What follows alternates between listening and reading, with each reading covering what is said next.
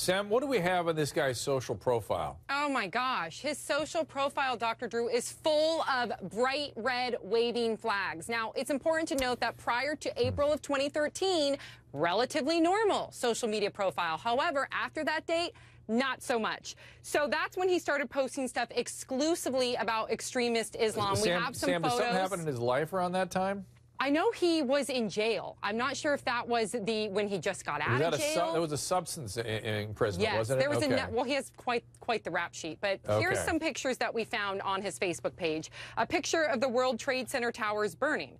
Pictures of Osama bin Laden, a picture of a beheading, videos of beheadings, pictures of explosions, pictures of dead, bloody babies. I can't even say that. I can't even articulate it. A picture of children with guns, pictures of the KKK. Very strange. Now, Leanne, police say this was not motivated by terrorism per se, but it's hard to ignore these Facebook posts. How do we reconcile that? You know, Dr. Drew, this really gets under my nerves. Just like with Hassan at Fort Hood, they called it workplace violence. What the hell? I mean, seriously, this guy went in there and terrorized these people. It was an act of terrorism. And for the politicians and for the authorities to say, no, it was workplace violence because they're manipulating the English language and don't want to call it what it is. It's not like it's going to go away. Okay, it's on our doorstep.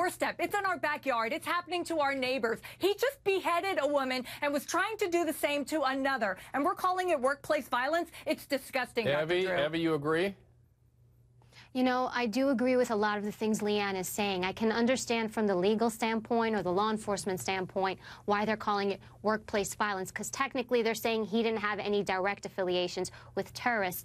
But I think that this is something that we're going to see again. Leanne is correct. We're going to see a lot of copycats, and this is an individual influenced is that by terrorism? Is that terrorism, or is it just some sort of weird psychiatric copycat phenomenon? He's motivated by it. No, or does it matter?